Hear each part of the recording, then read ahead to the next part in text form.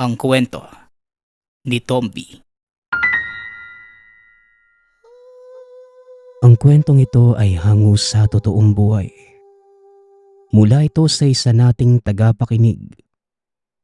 Naitago na lang natin sa pangalang Idong. Walang eksaktong taon. Probinsya ng Capiz. Nang mga panahong ito, kasagsaga ng matinding gutom sa lalawigan dahil sa pananakop ng mga Hapon. Halos lahat ay nagtatago dahil sa takot na baka madaanan sila ng mga sundalong dayuhan. Ito yung mga panahong kapag dumadaan ng mga sundalong Hapon, kanya-kanyang tago ang ating mga kababayan, lalo na ang mga kabataan at kababaihan. Bawat mahuli nilang Pilipino, pinapahirapan hanggang sa mamatay. Ngunit sa kabila ng takot na naidudulot ng mga dayuhang mananakop sa buong bansa, may ilang matatapang na piniling ipaglaban ang ating kalayaan. Kasama sa mga ito si Idong. Bata pa lamang, sinanay na ng ama sa pakikipaglaban gamit ang baril. Maliban dito, may angking kaalaman din ang binata sa pakikipaglaban gamit ang itak at iba pang sandata. Mula sa angka ng mga katipunero itong si Idong. Sa katunayan, ang lolo nito sa tuhod ang mismong komandante ng probinsya ng Iloilo na nagpabagsak sa puwersa ng mga Kastila noong kapanahunan nito. Idong, taglay mo ang dugo ng mga mandirigma. Umaasa kung ikaw ang magpapatuloy ng ating henerasyon. Lalo pang nasa kalagitnaan tayo ng krisis. Pasensya ka na kung inagaw sa'yo ng pagkakataon ng pagiging bata. At imbes na laruan ang hawak mo, pinili mong dumampot ng sandata at makipaglaban. Wika ng tatay ni Idong na tawagin na lang natin sa pangalang Roding. Huwag po kayong mag-alala, tay. Pinili ko po ang landas na ito. Gusto kong bigyan ng mapayapang pamumuhay ang magiging anak ko at ang susunod sa kanila. Kung saaling mamatay man ako, alam ko na merong kabuluhan at makikita nila ang lahat ng sakripisyong gagawin ko. Tugon ng binata. Sa murang edad ay nahubog ang isipan ni Idong, maging ang prinsipyo nito sa pamumuhay. Ilang beses nang sumabak sa labanan ng binata, palagi itong nagtatagumpay. May taglay na kahusayan si Idong pagdating sa pagpaplano at estratehiya. Ngunit dahil din sa larangang tinahak ng binata, nagkaroon ito ng kakaibang karanasan tungkol sa mga kakaibang nilalang. Ito ay nang minsang magpatrolya sila sa kagubatan. Unti-unti nilang pinapalawak ang kanilang teritoryo. Kailangan nilang siguraduhin hindi ito napapasok ng mga dayuhang kalaban. Medyo malawak na ang kanilang sakop. Hindi na pamilyar kay Idong ang lugar. Patuloy sila sa paglalakad hanggang sa madako ang pangkat sa isang tahanan. Naisip ng tatay ni Idong na dumaan sandali upang makiinom at humingi na rin ng kaunting pagkain. Pagkapasok nila sa bakuran, napansin ni Idong ang mga nakabilad na karne. Nakalatag ito sa sawali o banig na yari sa kawayan. Maya-maya, may lumabas na isang lalaking nasa edad 30. Sinalubong sila nito at tinanong, "Anong kailangan nyo? Bakit kayo napadpad sa lugar na ito? Hindi nyo ba alam na palaging dumadaan dito ang mga Hapon?" Tanong ng lalaki. "Alam namin, kaibigan. Nagpapatrolya kami sa paligid. Napadaan lang kami sa tahanan mo dahil nauuhaw na ang mga kasamahan ko eh. Maaari ba kaming makahingi ng kaunting tubig at pagkain?" Tugon ni Mang Ruding. "Kung tubig lang ang kailangan nyo, walang problema. Pero kung sa pagkain siguro, Hindi ko maipapangakong magugustuhan niyo ang ihahain ko. Muling wika ng lalaki. Maya-maya pa ay bumalik ito bitbit ang isang malaking tapayan. Nilapag ito sa harap ng pangkat ni Naidong. Muling bumalik sa loob ng tahanan. Sa muling paglabas, may dala ng malaking sisidla ng pagkain. Maraming salamat kaibigan. Malaking tulong ang pagkain ito ah. Pasasalamat ni Mang Roding. Hindi na nagsayang ng panahon ng pangkat. Kagad nilang pinagsaluhan ang inihanda ng lalaki. Maliban kay Idong. Nagpaalam itong iihi. Nagpunta sa likod bahay. Medyo pababa ang lupa sa lugar na yung kaya kitang-kita ang silong ng tahanan. Nanlaki ang mga mata ng binata nang makita ang mga uniforme ng Hapon, maging ang mga baril at iba pang sandata. Naroon din. Sa sobrang pagtataka, inikot ng binata ang paligid ng tahanan. Dito niya nakita ang isang malaking kawa. Kumukulo pa ang tubig. Nagkalat ang ulo ng mga dayuhan. Pasimpleng lumakad si Idong pabalik sa pangkat na nooy sarap na sarap sa kanilang kinakaing tapa. Akmang kakagat na sana si Mang Roding nang bigla itong tinabig ni Idong. Ano bang pumasok sa utak mong bata ka? Bakit mo tinabig ang kamay ko? Tanong ni Mang Roding. Pasensya na po tay. Alam kong hindi kayo maniniwala sa sasabihin ko. Pero kayo na din mismo humusga. Karne ng tao ang kinakain nyo. Tugon ni Idong. Napaangat ng ulo ang mga kasamahan ng binata. Isa-isang nilapag ang mga karne. Inikot nila ang tingin sa paligid hanggang sa madako sila sa silong ng tahanan. Tumayo si Mang Roding at nilapitan si Idong.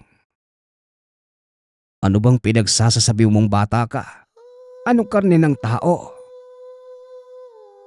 Tanong ng matanda. Kung hindi po kayo naniniwala, sumunod po kayo sa akin at may ipapakita po ko sa inyo. Tugon ni Idong. Dali-daling naglakad ang binata papunta sa likod ng tahanan. Sinundan naman siya ng ama. Dito tumambad sa matanda ang hindi kaaya-ayang tanawin ng mga naggalat na ulo at lamang loob ng tao. Halos masuka si Mang Roding nang makita ang lahat ng yun. Dali-dali siyang bumalik sa kanilang mga kasamahan upang sabihin ang mga nakita. Ngunit nang makarating sa bakuran, naroon na yung may-ari ng tahanan. O bakit? Anong problema? Tanong ng lalaki. Itinutok ni Idong ang baril sa lalaki sabay sabing, walang hiya kang aswang ka. Dahil sa pagsigaw ng binata, napalingon ang mga kasamahan. Isa-isang nagsipagdamputan ng baril at lumapit sa kinaroroonan nila ng ama. Sandali lang mga kasama. Hindi natin kailangan maging marahas sa taong tumutulong sa atin. Ibaba niyo ang inyong mga baril. Wika ni Mang Roding. Ngunit sinalungat kagad ito ni Idong. Aswang ang taong yan, tay. Patayin na lang din natin. Wika ni Idong. Hinawakan ni Mang Roding ang dulo ng baril ng binata at muling nagsalita. Oo, tama ka anak. Aswang nga siya. Pero hindi ka ba nag-iisip? Kung intensyon niya tayong patayin, dapat kanina pa. Pero hindi niya ginagawa. Sa halip tinulungan niya tayo. Wika ni Mang Roding. Sa kalagitnaan ng kanilang pag-uusap, biglang pinatahimik ng lalaki ang lahat. Ang mabuti pa, pumasok kayo sa loob ng bahay ko. Paparating na ang mga sundalong dayuhan. Wika ng lalaki. Nung una ay ayaw pang maniwala ni Idong sa sinasabi nito. Ngunit ilang sandali pa ay narinig na nila ang mga ingay mula sa paparating na mga dayuhan. Dali-daling pumasok si Mang Ruding sa loob ng tahanan.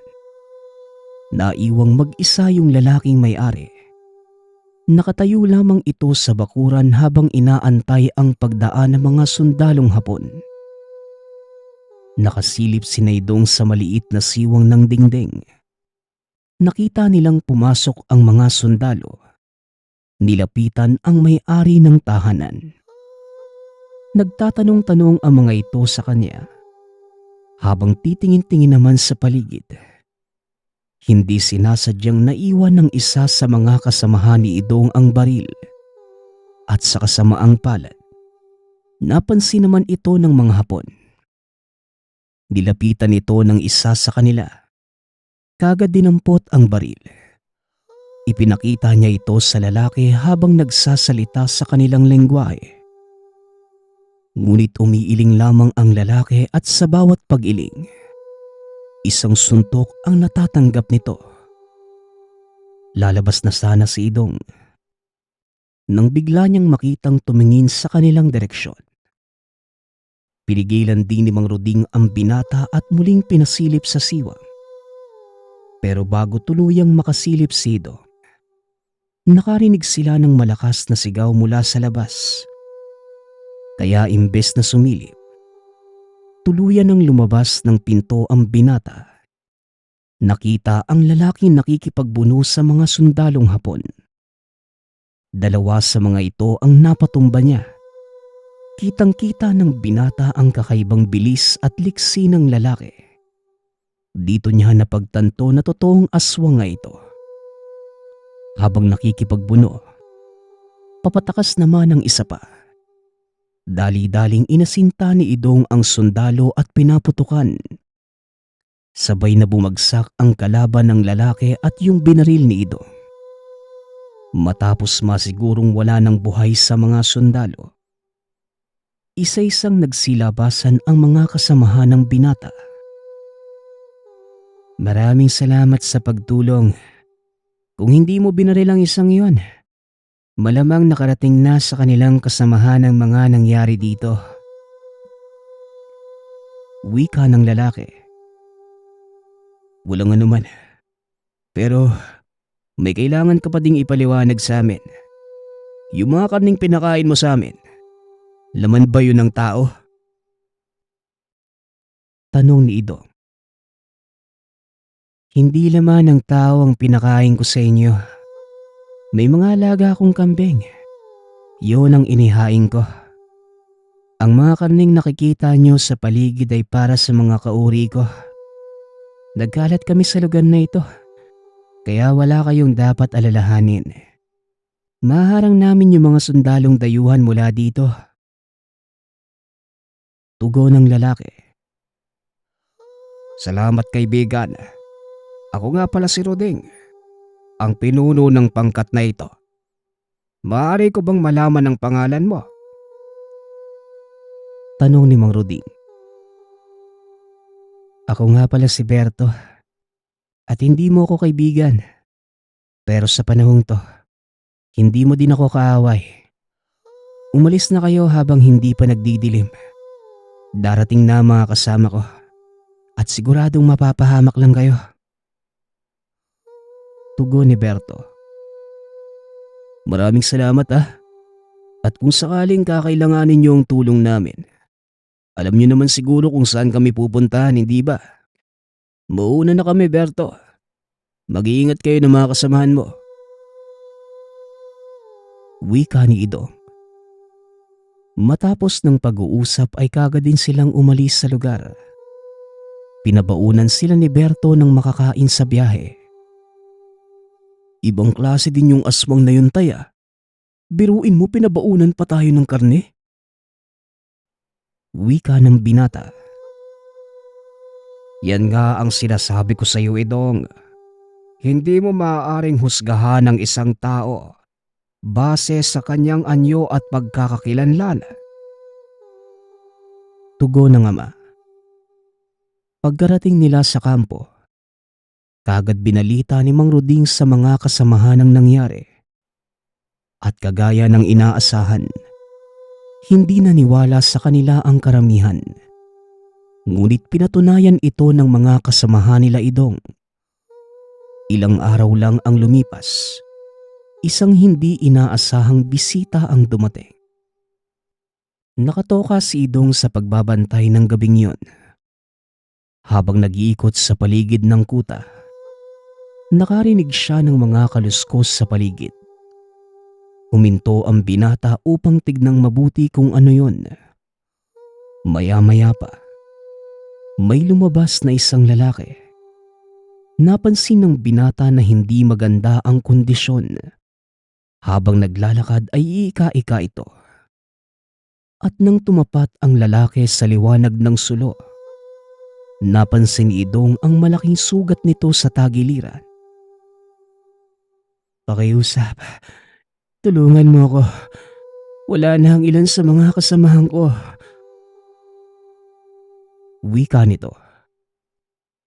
Nanlaki ang mga mata ng binata nang makita niyang si Berto ang taong yun. Dali-dali niya itong inakay at dinala sa isang kubo. Mabilis nitong ginising ang ama upang ipaalam ang nangyari. "Babaging langit, ano bang nangyari sa iyo, kaibigan? Saan mo nakuha ang sugat na yan?" Tanong ni Mang Ruding habang nilalapatan ito ng paunang lunas. "Nagkaroon kami ng engkwentro sa mga dayuhan. Hindi namin sila kinaya dahil puro malalakas ang dala nilang armas. Aabalahin ko kayo ng ilang sandali. Makapagpahinga lang ang katawan ko. Gagaling din kagad ang mga sugat na to." Tugon ni Berto. Kumuha ng langis si Idong at pinahiran ang sugat ng binata. "Gawa sa langis ng ahas ang lanang to. Mabilis gagaling ang sugat niyo. Kahit papano may mga natutunan din ako sa aming manggagamot. Eto, para mas mapabilis ang pagbalik ng lakas niyo. Kainin niyo yung karne ng pusang gubat na to." Wika ng binata. Napatitig na lamang si Berto kay Idong. Humahanga ito sa mga kaalamang taglay ng binata. Kagad nitong kinuha ang karne ng pusang gubat at walang pagpipigil na kinain. "Sa nakuha ng manggagamot niyo ang kaalaman tungkol sa aming mga aswang?" Tanong ni Berto. Maya-maya ay may matandang pumasok sa silid. "Mula pa sa mga ninuno mong nakipagtulungan din sa amin sa mga nauna naming laban. Noon pa man, kahit sa panahon ng mga Kastila, nakikipagtulungan na ang inyong lahi sa aming mga tao. Magkaiba man ang ating paniniwala, ngunit iisa ang ating mithiin, kundi maalis ang paghihirap sa ating mga kabaryo." Wika ng matanda. Nang marinig ni Berto ang boses nito, pilit siyang bumangon. "Tandang Deo, ikaw nga. Salamat naman at nagkita tayo. Matagal na po kitang hinahanap eh." Tugon ni Berto. "Alam ko, at alam ko ding darating ang pagkakataong ito. Kumusta ang lagay ng mga kasamahan mo?" Tanong ni Tandang Deo habang pinapahiga ang sugatang aswang. "Iilan na lang kaming natitira, Manong. Hindi ko alam kung kakayanin pa namin ang susunod na atake ng mga dayuhan. Alam ko kung ano ang sasabihin niyo, Roding. Pero desperado na ako. Ayokong maubos ang mga kalahi ko dahil sa digmaang ito." Tugon ni Berto. "Kagaya ng sinabi mo sa akin, hindi mo ko kaibigan, pero hindi mo rin ako kaaway. Iisa lamang ang ating layunin, Berto. Kaya hindi kami magdadalawang isip na tumulong." Tugon ni Mang Ruding. Matapos ang pag-uusap na yon, kaagad namang nag-usap ang pangkat ni Mang Ruding.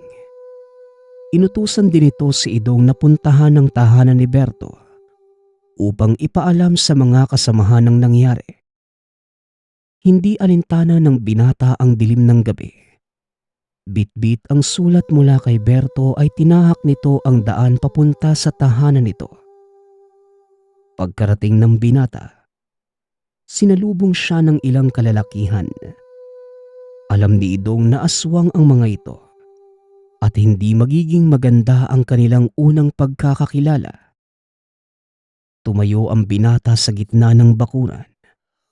Hindi nag-atubiling magsalita. Kagaya ng inaasahan ng binata, kagad siyang sinalakay ng dalawang kalalakihan. Sinalubong naman ng binata ang mga ito at gamit ang kaalaman sa pakikipaglaban, nagawa niyang pigilan ang pag-atake ng dalawang aswang. Kinuha ng binata ang sulat mula sa bulsa. "Sandali lang, hindi niyo ako kalaban. May mensaheng dala si Berto para sa inyo." Wika ni Idong. Biglang huminto ang dalawa sa pagsalakay at umatras. Isinilid ni Idong ang itak sa sisidlan. Iniabot ang sulat. Binasa ito ng dalawang aswang at kagad pumasok sa tahanan. Maya-maya pa, lumabas din ang mga ito. Alam na ni Idong na nakuha na ng mga aswang ang mensahe ng pinuno. Dali-dali siyang lumakad palabas ng bakuran ni Berto. Nagsipagsunura naman sa kanya ang mga aswang. Hindi akalain ni Idong na napakadami pala ng mga ito sa loob ng bahay. Isa-isang nagsipagtalunan ang mga ito papasok sa kagubatan. Mabilis ding tumakbo si Idong pabalik sa kuta habang nakasunod sa kanya ang mga nilalang. Pagkarating ni Idong sa loob ng kuta, kaagad nitong pinagbigay alam sa ama ang nangyari. "Tay, nandito na po sila. Nag-aantay ng susunod nating gagawin." Wika ni Idong. Kagad namang lumabas si Mang Ruding upang harapin ang mga aswang. Nakasunod sa kanya si Berto at ang iba pa. "Pagkakataon na ang tumawag. Muli nitong ipinagbuklod ang ating lahi laban sa iisang kaaway. Mga dayuhang na-scam kami ng ating kasarinlan. Panahon na para muli tayong lumaban ng sama-sama." Wika ni Mang Ruding. Nagsipag-ungulan naman ng mga aswang bilang pagsang-ayon. "Ang ilan sa aming mga kalahi ay bihag na mga dayuhan. Kabilang dito ang mga kababaihan at mga batang walang kalaban-laban." Wika ni Berto. "Huwag kang mag-alala, Berto. Hahatiin ko ang aming pangkat. Ililigtas namin ang mga kalahi niyo at saka papasukin ng kuta ng kalaban. Ito ang plano ng tatay ko." Tugon ni Idong. "Hindi niyo kakayanin ang mga armas nila, kaya sasama ang kalahati ng aking mga kalahi." Muling wika ni Berto. Ngunit hindi sumang-ayon si Tandang Deo. Hindi maaaring sumama ang mga aswang sa lakad niyo, Idong. Sila ang inaabangan ng kalaban at ang binihag nilang kalahi ang magsisilbing pain. Kaya mas makakabuti kung ang pangkat mo na lamang ang lumakad at aantabay ang mga aswang. Sa oras na mailigtas niyo ang mga bihag, ang mga aswang na ang bahala sa mga dayuhan.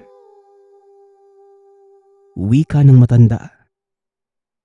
Matapos ang masinsinang pagpupulong, pagputok pa lamang ng liwanag, kagad nang lumakad ang pangkat ni Idong.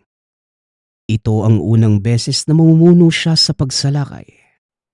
Hindi lang basta-basta ang kutang sasalakayin nila. Ito ang pinakamalaking garison ng Hapon sa lugar. Medyo malaki ang bilang ng mga gerilyang sumama kay Idong na mga sandaling yun. Maging ang mga kapanalig mula sa ibang probinsya ay nakiisa sa kanilang gagawin. Sa oras na mapabagsak nila ang kuta ng mga Hapon sa lugar, siguradong mababawi nila ang buong probinsya. Pinaligiran nila ang kuta at nang makaposisyon na ang lahat, sinimulan na ni Idong ang pagsalakay. Umaga ang pinili nilang oras dahil ito ang panahon kung kailan natutulog ang kalahati sa mga kalaban, kasama ang mga opisyal. Marahang pumasok si Idong. Isa-isang pinagpapatay ang mga nagbabantay. Tahimik lamang kung kumilos ang binata dahil ito ang pinagugulan niya ng pansin sa pagsasanay. Halos kalahati ng mga kalaban ang mag-isa niyang inubos. Matapos ay pinakawalan nito ang mga bihag. Tapos na ang obligasyon ko. Ipinapaubaya ko na sa inyo ang natitira. Wika ni Idong sa mga aswang. At dahil hindi sila makakilos hanggang may araw, inintay nilang sumapit ang dilim. Dito na nila sinimula ng pinakamalaking pagsalakay ng mga aswang.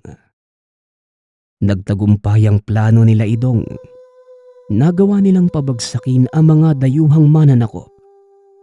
Muling napalaya ang buong probinsya laban sa mapang-aping sundalong Hapon.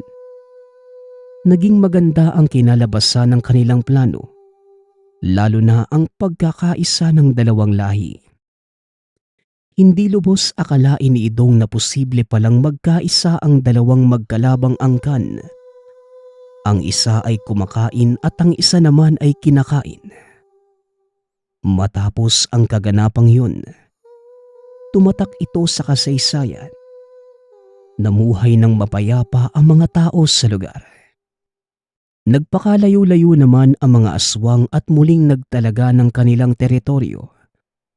Gayunpaman, sa tuwing magkikita ang dalawang pangkat, sinasariwa nila ang alaala ng mga panahong nagkaisa ang mga aswang at gerilya laban sa mga mananakop. Ang susunod nating kwento ay mula sa isa nating tagapakinig. Naitago na lang natin sa pangalang Tisoy. Taong 1988, probinsya ng Iloilo. Bata pa lamang ay naulila na si Tisoy. Maagang namatay ang tunay nitong ama, habang ang ina namay binawian ng buhay dahil sa sakit sa puso. Lumaki sa pangangalaga ng amain si Tisoy. Ngunit kahit na hindi tunay na ama, minahalang binata ng amain at tinuring itong tunay na anak. Tay, kailan mo ba ako tuturuan ng ginagawa mo? Gusto ko din maging albularyo kagaya mo eh. Matagal na akong nakamasid sa mga ginagawa at panggagamot mo. Pero ni minsan, di mo ako tinuruan. Wika ni Tisoy. Napangiti naman ng amain nitong tawagin na lang natin sa pangalang Nano. Hindi madali ang maging isang albularyo, anak. Doon pa man, sinabi ko na sa iyo na kailangang handa ka. Matagal na po akong handa, tay. Bata pa lang ako. Nanonood na ako sa ginagawa mo. Alam ko naman yung mga kaakibat nito eh. Dadating ang araw, anak. Ituturo ko rin sa iyo ang lahat ng nalalaman ko. Sa ngayon, nais kong ituon mo muna ang iyong atensyon sa pag-aaral dahil na ipangako ko sa nanay mong pagtatapusin kita. Kaya ho ba hindi mo ako tinuturuan ng lihim na karunungan dahil sa pangako mo niyang kay nanay? E paano kung bigla na lang inatake tayo dito sa bahay? Paano ko ipagtatanggol ang sarili ko kung wala akong alam? Pag-uusap ng mag-ama. Basta ang sakin, pagpapasya ko yun, anak. Kaya naman sundin mo na lamang ang sinasabi ko. Wika ni Mang Nano. Hindi na lamang sumagot pa si Tisoy dahil alam niya na hindi rin naman siya mananaig sa amain. Nagpatuloy sa pag-aaral hanggang sa nakapagtapos ito ng pag-aaral. Dito lamang sinimulang turuan ni Mang Nano ang anak. Lahat ng kaalaman na meron ang lalaki, itinuro niya sa binata dahil naniniwala ito na si Tisoy ang siyang papalit sa kanya pagdating ng panahon. Hindi naglaon. Natutunan ni Tisoy ang lahat ng aral na tinuro sa kanya ng amain. Ngunit nakilala ng binata ang dalagang si Beng. Atay, anong meron? Bakit parang napakaraming tao sa labas? Tanong ni Tisoy. Nangangampanya anak. Alam mo naman ngayon, halalang kaya naman nagpapalakas ang mga yan. Kaya yun, todo ang bigay ng ayuda sa mga kabaryo natin. Sige na, pumila ka rin doon ng mabiyayaan naman tayo. Kahit isang salop na bigas lang. Tugon ni Mang Nano. Sige utay, mukhang malakas ngayon ang mga nangangampanya at may kaya. Aba sana naman ngayong darating na halalan. Maluklok ang karapat dapat. Hindi yung magaling lang sa umpisa. Pag-uusap ng magama. Napailing na lamang si Tisoy. Dahil noon pa man, walang matinong nanalo sa kanilang baryo. Palaging naluluklok ang mga gahaman o di kaya nakalimot na sa pangako. Mabilis na lumabas ang binata at nakipila sa tumpukan ng mga tao. Dito nakita ng binata ang isang napakagandang dalaga. Namimigay ito habang matamis na nakangiti sa lahat. Ito ang sayo. Kung may kapitbahay pa kayong hindi nakakakuha ng tulong handog namin, sabihan naman ha. Wika ng dalaga kay Tisoy. Sa puntong yon tila naputulan ng dila ang binata.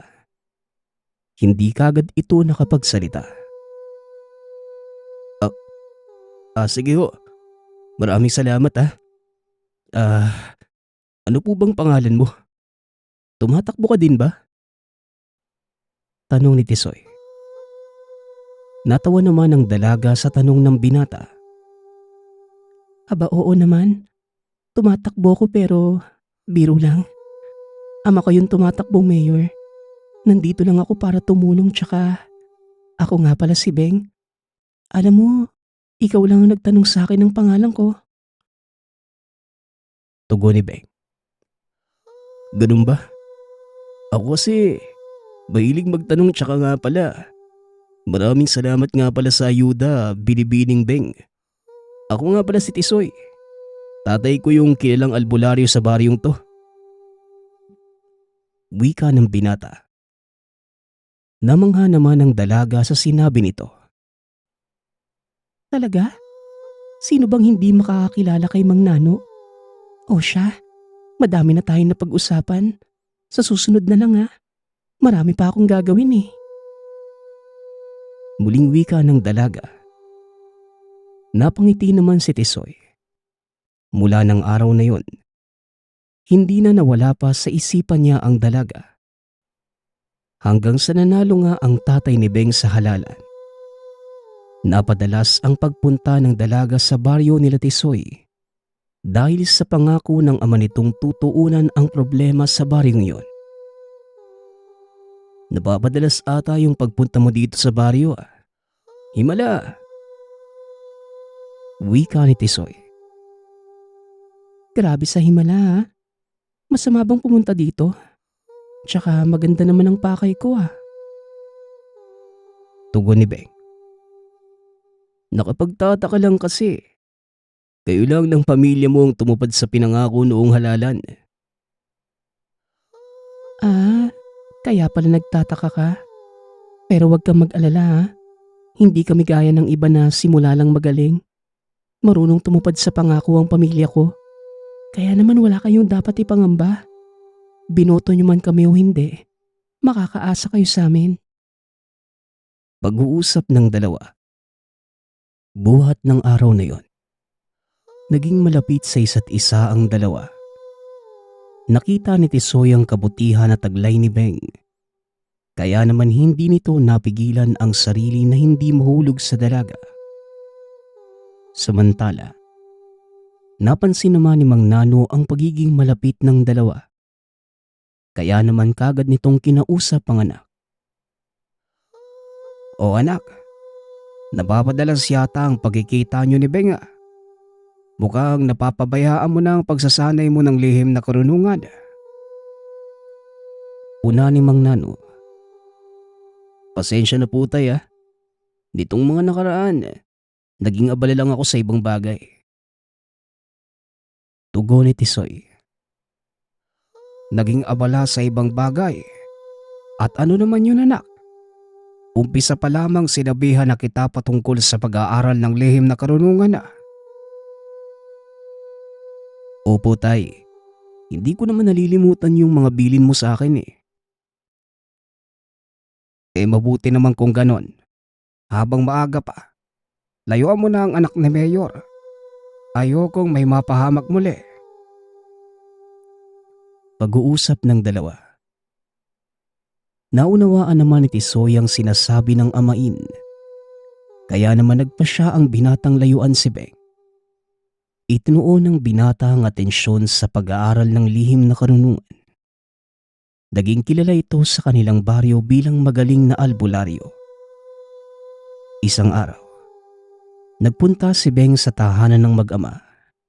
Kasama ang ina ng dalaga na malubha ang karamdaman. Tulungan niyo sana kami sa karamdaman ng nanay ko. Hindi na po kinaya ng mga doktor ang sakit na meron siya. Hindi nila matukoy kung saan ito nagmumula. Naisip ko pong lumapit sa inyo, lalo't desidido kaming gumaling ang nanay ko. Pagmamakaawa ni Beng. Nagkatinginan naman ng mag-ama. Kagad kumilos ang binata at inasikaso ang pasyente. Pinusuhan ni Mang Nano ang ina ni Beng at natukoy kagad nito ang karamdaman ng ginang. Naku Beng, kinulam ang nanay mo. Malakas namang kukulam ang naglagay sa kanya ng sakit. Wika ni Mang Nano. Pero wala naman hong nakaaway o nakasagutan si nanay. Kaya sino naman po ang gagawa nito sa kanya? Tanong ng dalaga. Hindi namin maaaring sabihin sa inyo kung sino ang gumawa eh. Pero matutulungan namin kayong gumaling ang nanay mo. Pero hindi kami nangangako ah. Gagawin lang namin yung makakaya namin. Tugon ni Tisoy. Napatango na lamang si Beng. Minabuti ng mag-ama na manatili na muna ang mag-ina sa tahanan upang mabantayan ang kalagayan ng pasyente. Sa pagdaan ng mga araw, halos hindi lumabas sa silid niya si Mang Nano at ginawa nito ang makakaya upang mapagaling ang ginang. Ngunit hindi nito kinaya ang lakas ng mangkukulam. Nang mga oras na yon, hindi na alam ni Tisoy ang gagawin, kaya naman kinausap na nito ang ama. Pero anak, paano kung mapahama ka sa gagawin mo? Malakas ang mangkukulam na yon, kaya naman hindi tayo sigurado kung magagawa mo bang matalo siya. Lalo na kung harapan ng labanan. Wika ni Mang Nano. Bakas sa mukha nito ang labis na pag-aalala. Magtiwala lamang po tayo tay. Gagawin ko po ang lahat para magtagumpay at patunayan ko sa lahat na ako ang karapat dapat na humalili sa inyo. Tugon ng binata. Napangiti na lamang si Mang Nano sa sinabi ng anak. Nagpasya si Tisoy na harapin ang personalang mangkukulam na nagbigay ng sakit sa ina ni Beng. Bago umalis ang binata, kinausap ito ng dalaga. Tisoy, kapag nagawa mong magtagumpay, magpapakasal ako sa iyo. Panghawakan mo ang pangako ko. Wika ni Beng. Hindi naman tumugon pa si Tisoy. Umalis na ito at hinanap ang kinaroroonan ng mangkukulam. Hanggang sa nakarating nga ang binata sa isang liblib na baryo. Mangilan-ngilan lamang ang mga kabahayan doon at hiwa-hiwalay pa. Dito na nag-usal ng orasyon ng binata. Natukoy ni Tisoy ang tahanan ng mangkukulam. Kagad tinahak ang daan papunta roon. Sa bakuran pa lamang ay hinarang na siya ng isang matandang lalaki. Anong ginagawa mo sa aking teritoryo? Alam mo bang maaari ka naming gawing hapunan ngayon mismo? Wika ng lalaki. Wala namang naging reaksyon ng binata sa sinabi nito. Naparito lang po ako para makipag-usap ng maayos tungkol sa babaeng sinumpa niyo. Tugon ni Tisoy. Umalakhak ang matanda sa kanito, tinignan mula ulo hanggang paa ang binata. Ikaw, hindi na magbabago pa ang aking isipan. Ang mga kagaya ng inanibeng, dapat lang pinapatay dahil sa kasamaan niya. Kung ganun, wala pala akong pagpipilian kundi ang kalabanin ka. Pag-uusap ng dalawa. Nang mga oras na yon nag-usal ng orasyon si Tisoy, kasabay ang pagdilim ng kalangitan at paggulog. Pagtingin ng binata, kulay asul ang mga mata nito kaya naman bahagyang napaatras ang matanda. Teka, sino ka ba talaga? Bakit may taglay kang lakas na mula lamang sa itim na babaylan? Tanong ni Manoy. Hindi na sinagot pa ni Tisoy ang tanong ng matanda. Nilapitan niya ito at sinakal. Nakikipag-usap ako sa iyo ng maayos, pero binaliwala mo ang pakiusap ko. Ngayon din, alisin mo ang sakit na nilagay mo sa biktima mo o tuluyan kong tatapusin ang buhay mo. Banta ni Tisoy. Ramdam ng matanda ang kakaibang enerhiyang taglay ng binata. Ngunit sinubukan itong labanan si Tisoy. Mabilis na kinuha ng matanda ang pamaypay na may sumpang nakasulat. Inihampas iyon ng matanda sa binata, kasabay ng pag-usal ng itim na dasal. Tila sumasabay sa paglalaban ng dalawang kalangitan. Pagtapos na matanda sa ginawang hakbang, napasukan ng dugo ang binata. Gayunpaman hindi yon pinansin ni Tisoy. Sinabayan nito ang kakayahan ng matanda kahit alam niyang maaari niya itong ikapahamak. Ilang sandali pa ang lumipas sa pagtatagisan ng lakas ng dalawa. Kapwa napasukan ng dugo ang magkalaban. Kahit ramdam ni Tisoy ang panghihina, kinuha nito ang sungay ng kalabaw sa tagiliran at mabilis na itinarak yun sa leeg ng matanda. Napahiga sa lupa si Manoy. Hindi nito alam ang gagawin at sa puntong yon, tinapos na ni Tisoy ang buhay ng kalaban. Hindi ito makapaniwala na nagawa niyang mapatay ang isang magaling na mangkukulam. Nang matapos ang labanan, nakita ni Tisoy na sinara ng mga tao roon ang kanilang mga pintuan at bintana. Kahit na nangihina pa, pinilit ni Tisoy ang sariling bumangon. Nanlalabo man ang paningin, umalis sa lugar na yon ang binata. Samantala sa kabilang banda, nakita kaagad ni Mang Nano na bumuti ang kalagayan ng ina ni Beng. Kaya nalaman nitong nagtagumpay si Tisoy. Gayunpaman, binalot ng kaba ang puso ng lalaki kaya naman mabilis na nagpaalam ito. Tumitawo na kayo sa bahay Susundan ko lang si Tisoy. Huwag kayong mag-alala. Ligtas kayo dito at malayo na sa kapahamakan ng ina mo, Beng. Sana lang, ligtas ang aking anak. Wika ni Mang Nano. Matapos sabihin ang mga katagang yon, Dali-daling umalis ang lalaki. Mabilis naman itong natagpuan si Tisoy. Nakita ni Mang Nanong walang malay ang anak. Kaya naman binuhat niya ito pauwi sa kanila. Nagulantang naman si Beng nang makita ang kalagayan ni Tisoy. Manong, ayos lang po ba siya? Mukhang malubha po yung natamo niyang sugat Tanong ni Beng. Malalim na napabuntong hininga si Mang Nano. Inihiga nito sa kama ang anak at nilunasan ng mga sugat. Mapalad kayo dahil nagawang mailigtas ng anak ko ang buhay ng nanay mo. Gayunpaman, huwag kayong mag-alala dahil magiging maayos din ang kalagayan ni Tisoy. Masyado lang niyang nagamit ang lakas kaya kailangan niyang magpahinga. Tugon ni Mang Nano. Nang umayos ang pakiramdam ng ina ni Beng, lubos itong nagpapasalamat sa magama. Samantalang si Beng naman, nagpatuloy sa pagpunta sa tahanan nila Tisoy hanggang sa tuluyan na itong gumaling. Makalipas ang ilang buwan, nagpasya ang ama ni Beng na ipakasal ang anak kay Tisoy dahil malaki ang utang na loob ng pamilya. Hindi naman tumanggi ang binata lalo na't may pagtingin din ito sa dalaga. Kalaunan, ikinasalang dalawa at bumuo ng pamilya.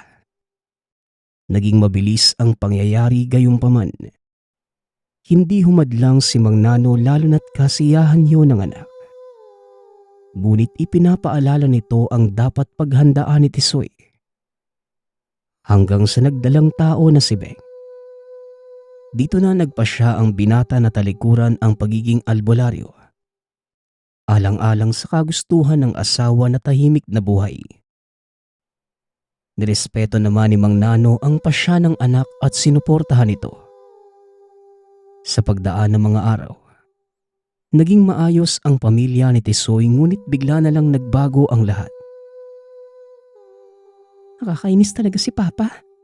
Hindi siya nakikinig sa amin ni Mama Gusto niya pang ipagpatuloy yung pangangampanya niya. Pero binantaan na siya ng kalaban. Wika ni Beng. Ano? Paanong binantaan? At isa pa, bakit hindi niyo pa imbestigahan lalo na si Papa rin naman ng mayor dito sa lugar natin Tugon ni Tisoy. Yan nga ang nais ni Papang gawin. Pero gusto na namin ni Mama ng tahimik na buhay. Pinahinto nga kita sa pagiging albularyo mo dahil natatakot ako na balang araw mapahamak tayo sa pagtulong mo sa kapwa. Pero si Papa, ganoon din pala ang gagawin. Muling wika ni Beng. Hinawakan naman ni Tisoy ang kamay ng asawa. Pinapakalma niya ito. Hindi naman siguro hahayaan ni Papa na mapahama kayo. Lalo na ang magiging apo niya. Hindi rin ako papayag na may mangyari sa inyong masama ng anak natin. Wika ni Tisoy. Kahit papano napanatag ang kalooban ni Beng dahil sa sinabi ng asawa. Hanggang sa isang araw, umalis ng tahanan si Beng at nagpaalam ito kay Tisoy. Pupunta lamang ito sa tahanan ng mga magulang. Hindi naman umalma si Tisoy. Sa totoo, hinatid pa niya ang asawa. Salamat mahal sa paghatid Sunduin mo na lang ako mamayang hapon. Tsaka dalawin mo rin si Tatay Nano. Wika ni Beng. Dadalaw nga ako sa kanya ngayon mahal Hindi ka ba sasama? Tanong ni Tisoy. Hindi mo na mahal. Baka sa susunod na lang. May mahalaga kaming pag-uusapan nila Mama Ikamusta mo na lang ako kay Tatay Tugon ng asawa. Napangiti naman si Tisoy. Hinalikan nito ang noo ng asawa at bago umalis, hinimas pa nito ang tiyan ni Beng. Nagpunta na si Tisoy sa tahanan ng ama. Masayang nakipagkwentuhan. Ngunit lingid sa kaalaman ng binata, ang pamilya at ang kanyang mag-ina ay napaslang na. O sayang naman anak, Hindi mo man lang isinama si Beng. Pero ayos lang. Ibigay mo na lamang ito sa kanya. Pangontra yan sa mga masasamang elemento. Wika ni Tatay Nano. Sige utay, kung gusto mo, ikaw na lang mismong magbigay kay Beng. Susunduin ko naman siya ngayon eh. Sumubay ka na lang sa akin. Tugon ni Tisoy. Sumama naman si Tatay Nano sa anak at dinaanan ng dalawa si Beng.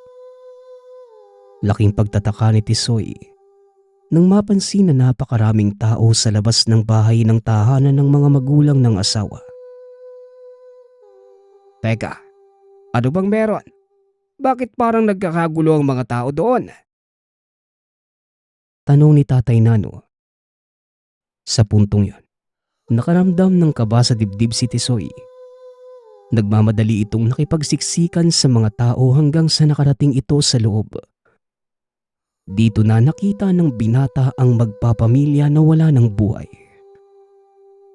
Napaluhod sa lupa ang binata nang makita ang dugoang asawa. Wala na itong buhay at puno ng sugat ang katawan. Teka, anong nangyari dito? Bakit nagkaganito ang lahat? Sino ang may gawa nito sa kanila? Wika ni Tisoy. Natahimik ang lahat ng tao sa lugar. Ni isa sa mga ito ay walang nakasagot sa tanong ng binata. Mabilis na inasikaso ng mga otoridad ang katawan ng mga namatay. Hindi makapaniwala si Tisoy sa nangyari. Kumalma ka muna anak. Huwag kang mag-alala. Ginagawa naman ng mga pulis ang lahat ng kanilang makakaya para malaman kung sino ang gumawa nito sa pamilya nila. Wika ni Tatay Nano. Alam ko kung sino ang may gawa nito. Malakas ang kutob ko na ang kalaban ni Papa sa halala ng may gawa nito. Lalo na't noon pa man nagbanta na sila eh. Pero nagkamali sila ng kinalaban. Dahil sisiguraduhin ko na bago dumating ang botohan, mamamaalam na din sila. Wika ni Tisoy. Ang maliwanag na kalangitan ay napalitan ng madilim. Kasabay ng napakalakas na ulan. Hindi na hinintay pa ni Tisoy na matapos ang investigasyon ng mga pulis. Dahil siya na mismo ang kumilos. Anak, kung kailangan mo ng tulong, sabihan mo lamang ako. Huwag mong hayaan na lamunin ka ng galit. Wika ni Tatay Nano. Mas makakabuti po tay na hayaan mo na lang ako. Laban ko po ito eh. Ayoko na maging ikaw. Mawala sa akin. Tugon ni Tisoy. Hinanda niya ang lahat ng kailangan at tumira ito sa tahanan ni Beng. Labis na pangungulila ang naramdaman ni Tisoy sa pagkawala ng mag-ina. Walang araw na hindi ito nagdadalamhati. Gayunpaman, itinatak ni Tisoy sa isipan na matapos ang paghihigante. Lilisanin niya ang baryong yun. Naglakbay si Tisoy at nagpalakas. Dito niya nakilala si Bel. Hindi nito inaasahang makikita ang dalaga sa isang bundok kung saan madalas magdasal ang mga babaylan at albularyo. Sino ka? Bakit ka nandito? May layunin ka din bang magigante kaya narito ka? Tanong ni Bel. Nagulat naman si Tisoy sa tanong ng babae. Hindi nito inaasahang ganun ang lalabas na salita. Ako nga pala si Tisoy. Tama ka. May layunin ako magigante. Kaya ngayon pa lang, humihingi na ako ng patawad. Ikaw? Tugon ni Tisoy. Ako naman si Bel. Pinaslang ang pamilya ko ng isang malakas na mambabarang. Nais kong ipagiganti ang kanilang pagkamatay. Kaya kagaya mo, narito din ako. Wika ng dalaga. Sabay namang nagdasal ang dalawa at napag-usapan ng mga ito ang kanilang pakay. Dito napagtanto nilang iisa lamang ang kanilang kalaban. Kaya naman nagpasya ang mga ito na magsanib puwersa upang pabagsakin ang kalaban. Anong plano mo kapag natapos natin ang layunin? Babalik ka ba sa baryo ninyo? Tanong ni Tisoy. Baka hindi na. Magbabagong buhay na lang ako. Siguro pumunta ako sa isang lugar na walang nakakakilala sa akin para matahimik. Tugon ni Bel. Matapos ang pag-uusap na yon, nagplano ang dalawa at alam na ng babae ang kuta ng kalaban. Malakas naman babarang si Buknoy ah. Kaya kayang-kaya nitong patayin ang biktima sa isang pitik lang eh. Wika ni Tisoy. Napangiti naman ang dalaga sa sinabi ng binata. Napaghandaan ko na ang bagay na yan. At isa pa, anak ka ni Mang Nano, hindi ba? Kagaya ng sinabi mo, itinuro niya sa'yo lahat ng kaalaman niya. Mataas ang tsansang madaig natin si Buknoy sa pagtutulungan nating dalawa. Tugon ng babae. Sa puntong yon nilahad ni Bel ang plano. Naunawaan naman kagad ni Tisoy ang nais mangyari ng dalaga at sumang-ayon nito. Ilang linggo munang nagsanay ang dalawa. Matapos isinagawa ang plano, hanggang sa sumapit ang mahal na araw. Hinintay nila ang araw ng pagkabuhay. Dito na sumugod ang dalawa at sinagawa ang kanilang plano. Nag-orasyon si Tisoy. Humingi ito ng tulong sa kalikasan at bawat kalaban ay hindi nakalis sa lugar na yon. Mabilis na kumilos si Bel. Pinaslang nito ang mga kasamahan ni Buknoy. Dahil araw yon ng pagkabuhay ng Panginoon, mahina ang kapangyarihang taglay ng mga mambabara. Sinikap ng dalawang tapusin ang laban habang mahina pa ang mga kalaban upang tuluyang magtagumpay sa kanilang plano. Ngunit ng araw na yon ay wala si Buknoy. Naubos man nila Tisoy ang mga alagad ng kalaban, ngunit nananatiling buhay ang pinuno. Nang dahil sa nangyari, muling bumuo ng plano ang dalawa. Ngunit bago pa man sila matapos, kumilos naman ang mga kalaban nang malaman nito ang nangyari. Nakarating ang balita kay Tisoy na bihag ni Buknoy ang amain. Kaya naman walang nagawa ang dalawa kundi ang magpunta sa kuta ng kalaban.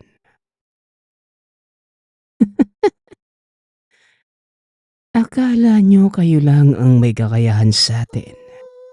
Nakalimutan nyo yatang mula ako sa angka ng mga itim na babaylan at mambabara. Higit pa ang kapangyarihang taglay ko kumpara sa inyo. Wika ni Buknoy. Huwag kang magdiwang, Buknoy.